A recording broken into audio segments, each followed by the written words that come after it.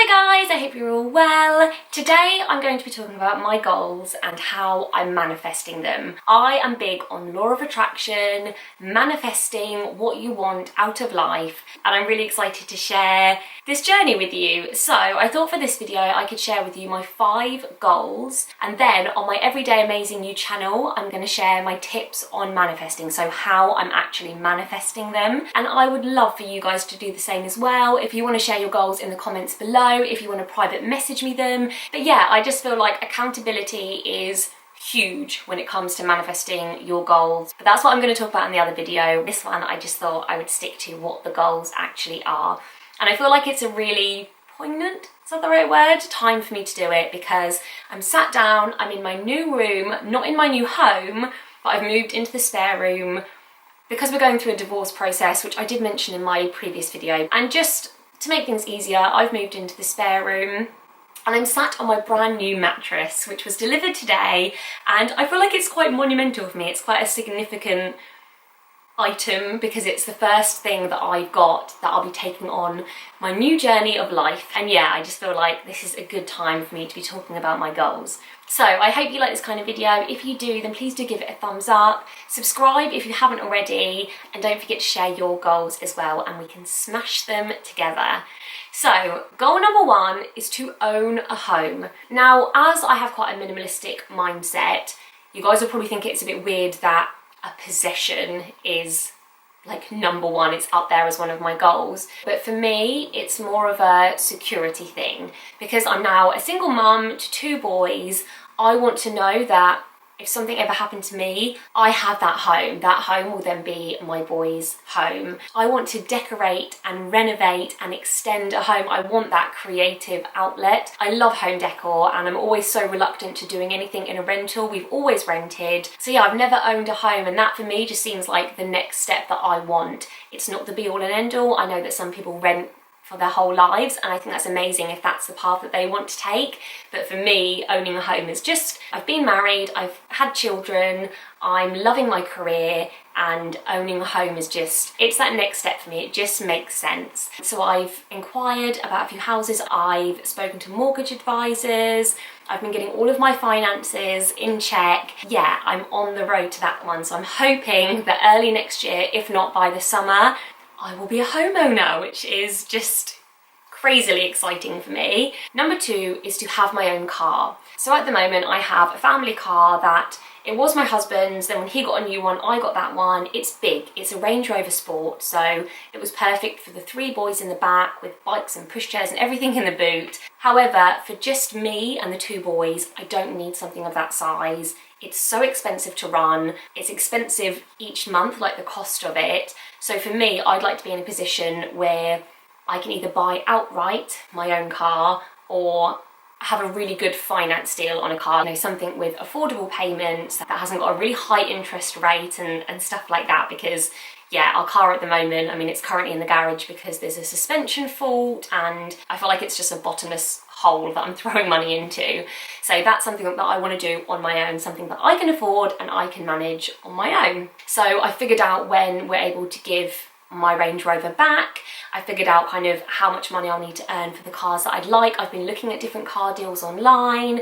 I've been weighing up the options between buying or finance. And yeah, I feel really good about where that's going. I'm hoping again that'll be kind of early next year. It's all going on at the moment. Number 3 is to have a passive income. So for me, being self-employed, my money is very up and down. Some months I could earn nothing because I may be waiting on invoices, there might just not be any brand jobs going on, and then other months could be amazing. So I'm very good with my money in that I have my business bank account and I save it and I pay myself a certain amount each month, and you know, I'm good at managing that, and I do fine. You know, I can always pay for my outgoings. When we have a holiday planned or something like that, I can always manage to get the money together. However, I would love to be in a position where I have a passive income stream that I don't really need to do anything for anymore. Like, it will take a bit of work to build up, but then it will just come in regularly and that will cover all of my outgoings, my mortgage or rent, my bills, childcare, food shopping, all things like that. And then my passion projects, the things that I'm really, really passionate and excited about, like my brand deals and stuff like that, they can be the things that will then cover like holidays, and I would say things like Christmas and birthdays, but as you guys know, I've got quite a minimalistic mindset, and Christmas isn't an expensive time for us because we don't buy a lot of gifts. We're very, I want to say not frugal, but I just, like, material objects don't hold a lot of value to me. I much prefer experiences, and that's how I want my children to be as well. So I would much rather spend all of our money on holidays and traveling and trying out new fun experiences than physical possessions. I'm working on different ideas, but if I know that all of those little things, all those different passive income streams could cover all of my outgoings, then the brand deals that I do, I'll have so much more passion for, because I know they'll be going towards, you know, taking the boys to see the pyramids in Egypt or to Lapland at Christmas time and that kind of thing. Number 4 is to love myself. I'm a confident person. This is something that I've been working on for quite a while. I wasn't always. I like my body.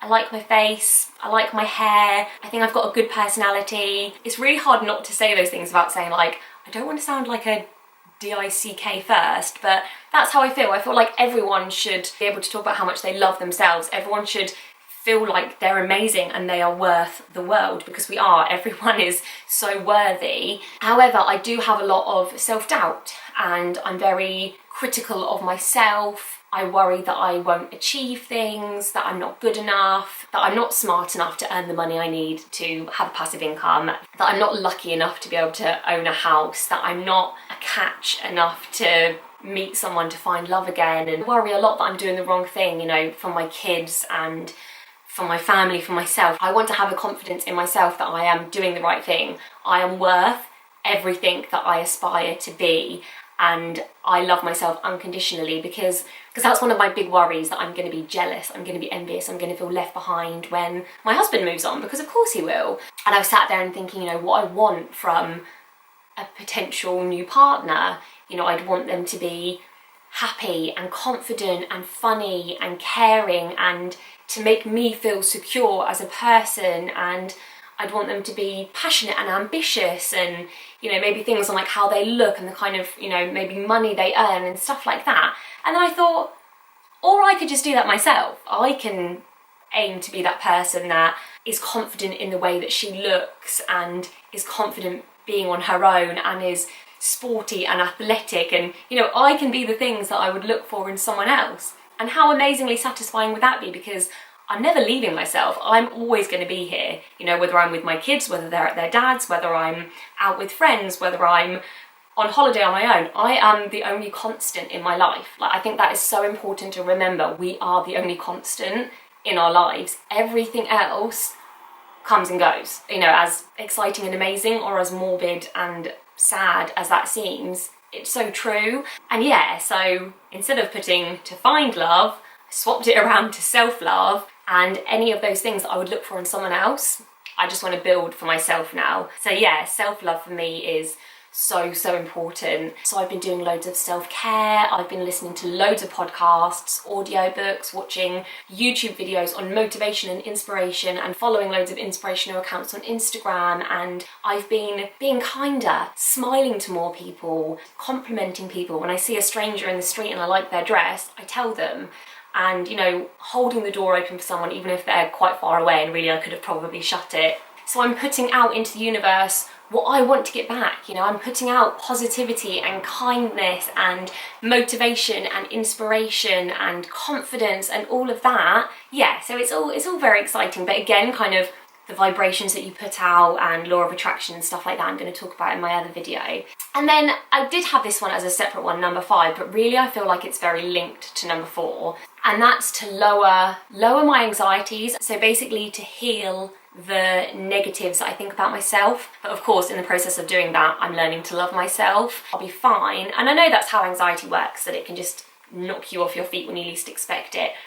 But I'll suddenly get so low, and I'll have all of these thoughts going through my head, you know, what if I don't meet someone? What if I'm really jealous? And what if, you know, my husband and his new wife take the kids to Disneyland before I get to take them? And I'm like, we haven't even got divorced yet. He's not even got a girlfriend yet, let alone a wife yet. Like, I just get so caught up in my worries But yeah, I kind of need to heal from within and figure out why. So yeah, again, I've been listening to lots of podcasts, doing lots of self-care, lots of meditation. I use the Calm app a lot, which is amazing, and it's really, really helping. So yeah, those are my life goals and ambitions that I want to achieve, and I'm hoping that in the small everyday steps that I'm doing at the moment, this is something that I talk about a lot on Everyday Amazing You, like small steps, starting now to get to your long-term goal. I'm hoping that they're not going to be that long-term. I'm hoping that these things can happen a lot sooner, and in all the ways that I'm manifesting them, I can really see it happening. So yes, once you watch this video, please do head over to Everyday Amazing You. I'll leave a link below and watch my video there on how I'm manifesting these goals. And I'm really, really excited. I really hope that you guys will share your goals with me as well. And then maybe we can check in as well, like in a month's time or in 2 months' time. So yes, thank you very much for watching. I will see you soon. Bye.